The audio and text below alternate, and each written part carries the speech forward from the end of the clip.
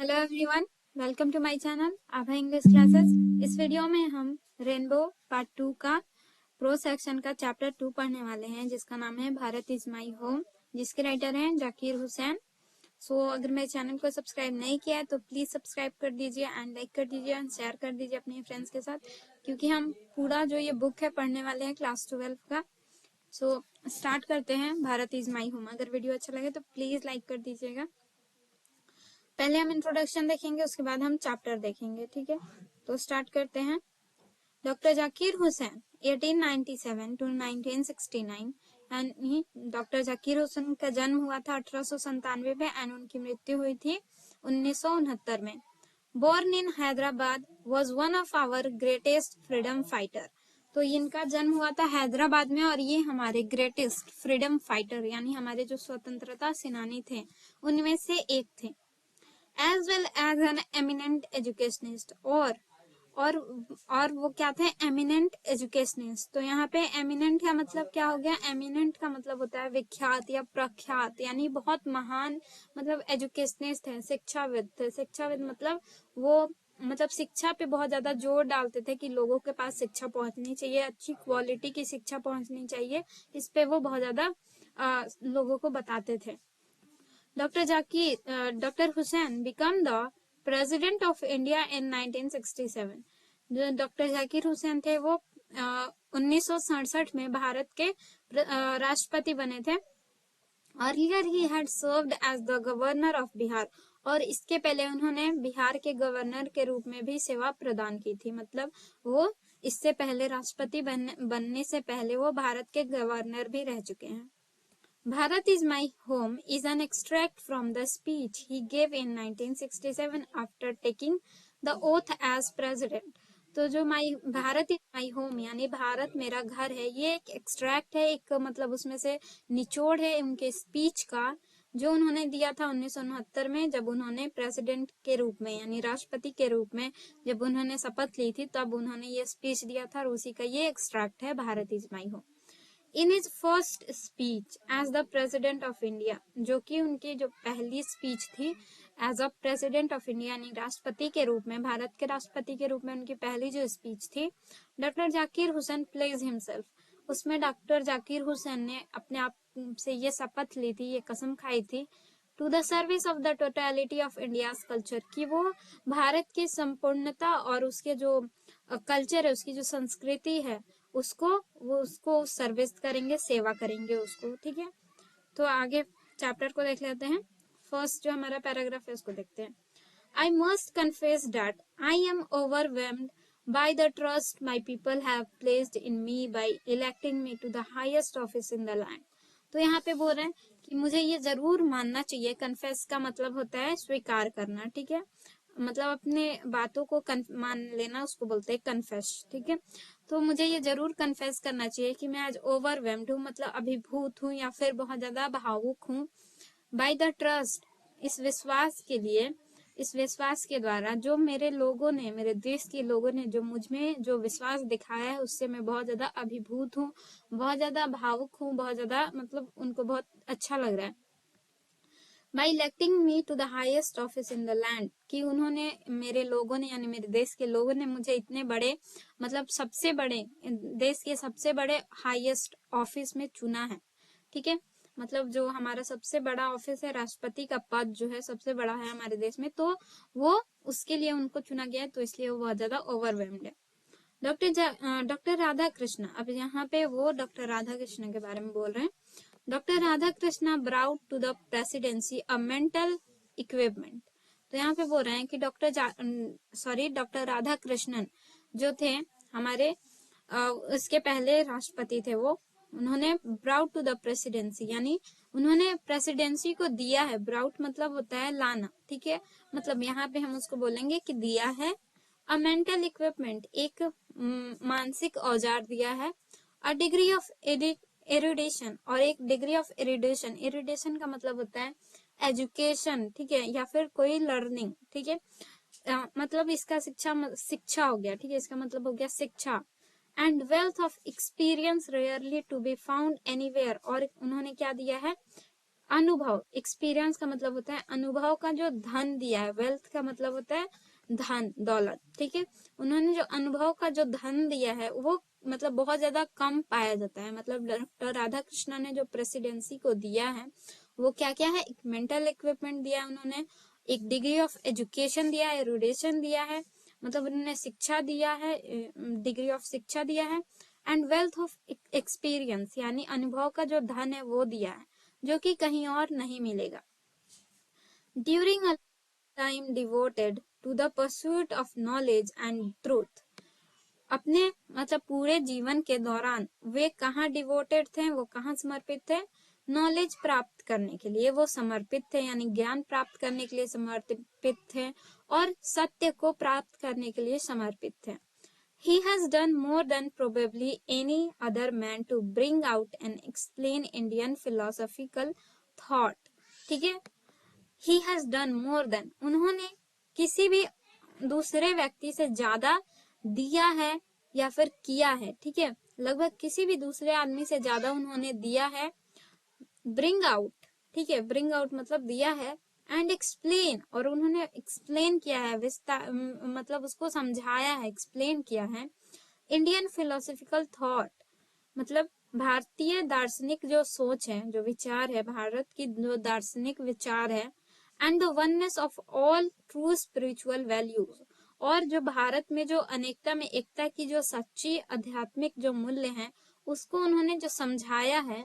और जो मतलब उन्होंने ये लाया है, इससे मतलब ये जो उन्होंने किया है शायद ही किसी और ने किया है, इसका मतलब ये हुआ, ठीक है। और उन्होंने अपना पूरा जीवन कहाँ समर्पित कर दिया है, नॉलेज को प्राप्त करने में, सत्य को प्राप्त करने में। He has never lost his faith in essential humanity of man. उन्होंने अपना विश्वास, फेथ का मतलब होता है विश्वास, और लॉस्ट का मतलब खोना, ठीक है, उन्होंने अपना विश्वास कभी नहीं खोया इन इसेंशियल यानी जरूरी मानवता में, यानी जो मानवता जो विचार है उसमें अपना विश्वास कभी नहीं खोया।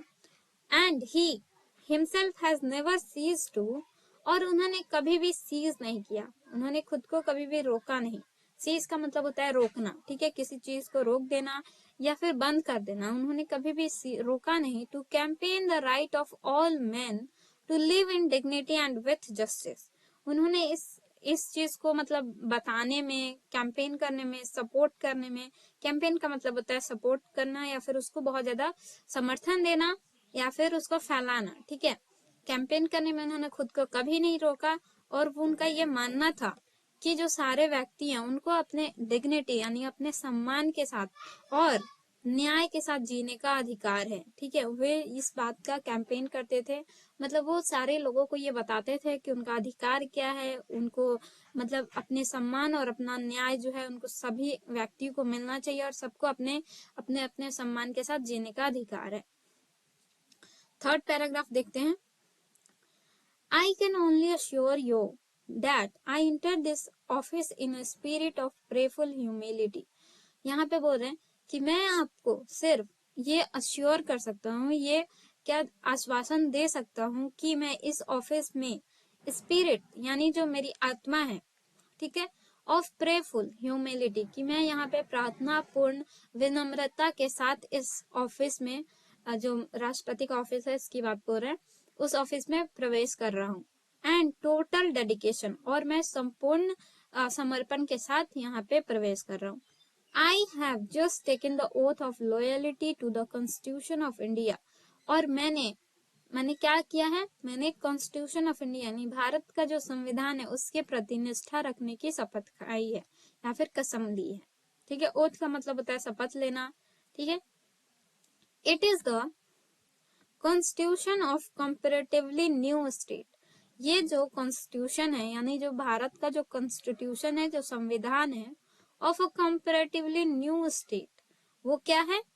अभी आगे पढ़ेंगे तब इसका मीनिंग समझ में आएगा। which its free citizens have for the first time in history given to themselves, कि ये जो भारत का संविधान है ये अपेक्षाकृत जो भारत जो नए राष्ट्र के रूप में, एक नए राज्य के रूप में जो उभरा है, उसके जो फ्री सिटीजन्स है यानी जो आजाद नागरिक है, उन्होंने फर्स्ट टाइम इन हिस्ट्री यानी पहली बार इतिहास में खुद को दिया है। मतलब जो संविधान है जिसमें सभी नागरिकों का अधिकार और न्याय का हक जो है वो समान है, उस तरह का जो संविधान है वो भारत में पहली बार इतिहास में भारत के मतलब स्वतंत्र नागरिकों ने खुद को दिया है। It is the young state of ancient people who through, ये जो स्टेट है यानी जो भारत है, यहाँ पे भारत को स्टेट बोला जा रहा है। तो भारत जो है एक स्टेट है जो कि young state of ancient people, यानी प्राचीन लोगों का युवा राज्य है, युवा देश है, ठीक है। Who through the long millennia and through cooperation of diverse ethnic elements, जो लॉन्ग मिलेनिया यानी मिलेनिया का मतलब होता है मतलब हजारों सालों से, ठीक है, मतलब हजारों सालों से, and through cooperation of diverse ethnic element, ethnic का मतलब होता है कि सांस्कृतिक या फिर नैतिक, ठीक है, जो नैतिक जो एलिमेंट है, जो नैतिक तत्व है, और डाइवर्स का मतलब होता है विविध, मतलब अलग अलग, जो बहुत सारे जो नैतिक मूल्य हैं भारत में, उसका जो कॉपरेशन है, उसकी जो सहभागिता है या फिर जो सहयोग है, have striven to realize timeless absolute values in their own peculiar way। उन्होंने क्या किया है, रियलाइज टाइमलेस यानी एहसास किया है बिना किसी टाइम के, absolute values in their own peculiar way, यानी अपने अनोखे अंदाज में उन्होंने जो एब्सोल्यूट वैल्यूज हैं, जो मूल्य हैं, जो नैतिक मूल्य हैं, उनको अपने तरीके से, स्ट्राइवन का मतलब होता है प्रयास करना या फिर कोशिश करना, उस चीज को, मतलब भारत को एक यंग स्टेट बनाने के लिए उन्होंने इन सारे नैतिक मूल्यों को अपने तरीके से, इन सब चीजों का मिलाया है, कॉपरेट किया है, तब जाके हमारा जो देश है इतना आगे बढ़ रहा है। For through some concrete realization of a value may become inadequate with the change of circumstances। For the, ठीक है, फिर भी कुछ कंक्रीट रियलाइजेशन, रियलाइजेशन का मतलब होता है कि एहसास बोल सकते हैं, ठीक है, ठीक है, एक कंक्रीट रियलाइजेशन यानी जो ठोस जो रियलाइजेशन है ऑफ अ वैल्यू में, किसी मूल्य का जो ठोस रियलाइजेशन है, ज्ञात बोल सकते हैं रियलाइजेशन को, हिंदी में हम लोग ज्ञात भी बोल सकते हैं, और एहसास, किसी चीज का रियलाइजेशन हम लोग बोलते हैं कि आपको अपनी गलती का रियलाइजेशन हुआ तो उसका मतलब एहसास होना। तो किसी कॉन्क्रीट रियलाइजेशन यानी कोई ठोस जो रियलाइजेशन होता है किसी मूल्य में, हो सकता है इनएडिक्वेट, इनएडिक्वेट का मतलब होता है मतलब अपर्याप्त, ना काफी, ठीक है, मतलब वो काफी ना हो with the change of circumstances, circumstances का मतलब होता है परिस्थितियां, ठीक है, जैसे जैसे आपके परिस्थितियां बदले वैसे वैसे आपके जो प्रयास हैं वो हो सकता है कि काफी ना हो। The value remains eternally valid, लेकिन जो मूल्य हैं, जो वैल्यूज हैं, वो हमेशा, इंटरनली का मतलब होता है कि अनंत तक, मतलब वो कभी खत्म नहीं हो सकता, वो हमेशा के लिए क्या होगा, वैलिड रहेगा, वैध रहेगा। And presses for newer and fresher realization, और वो क्या करेगा, वो जो हमारे जो वैल्यूज हैं वो क्या करेगा, हमें न्यूअर और फ्रेशर रियलाइजेशन देगा, ठीक है, न्यूअर मतलब नया और फ्रेशर मतलब ताजा एहसास देगा। The past is not dead and static, जो पास्ट हमारा जो मतलब भूतकाल जो हमारा है वो मृत नहीं है और ना ही स्टैटिक है, मतलब स्थिर नहीं है। It is alive and dynamic, वो जिंदा है और गतिशील है, डायनेमिक का मतलब होता है गतिशील होना, and is involve in determining the quality of our present and the prospect of our future, और ये क्या कर रहा है, ये डिटरमाइन कर रहा है, ये हमारे निर्धारित कर रहा है क्वालिटी ऑफ आवर प्रेजेंट, हमारे जो वर्तमान है उसकी क्वालिटी, उसकी गुणवत्ता को निर्धारित कर रहे हैं, and prospects of our future, और हमारे फ्यूचर में जो प्रोस्पेक्ट होंगे, जो जो धारणाएं होगी, जो हमारे विचार होंगे, उनको क्या कर रहा है, ढाल रहा है, उसको बनाने में ये इन्वॉल्व है हमारा क्या, पास्ट। नेक्स्ट देखते हैं fourth paragraph. The process of its constant renewal is, मतलब हमारा जो अब देश है उसमें जो रिन्यूअल हो रहे हैं यानी नवीकरण जो हो रहा है, नवीनीकरण, वो जो प्रोसेस है, वो जो प्रक्रिया है, कांस्टेंट का मतलब होता है निरंतर, ठीक है, बिना रुके हुए, निरंतर क्या हो रहा है, नवीनीकरण हो रहा है, मतलब नयापन हो रहा है, मतलब हमारे देश में नए नए चीजें हो रही हैं, इज इंडीड वास्तव में the process of growth of national culture and national character, मतलब जो हमारे देश में जो लगातार नवीनीकरण हो रहा है वो क्या है, एक प्रोसेस है हमारे देश के ग्रोथ का, हमारे नेशनल यानी राष्ट्रीय संस्कृति और राष्ट्रीय जो हमारा चरित्र है उसके ग्रोथ यानी उसके बढ़ने का प्रोसेस है। It is the business of education, it is the business of education का मतलब हुआ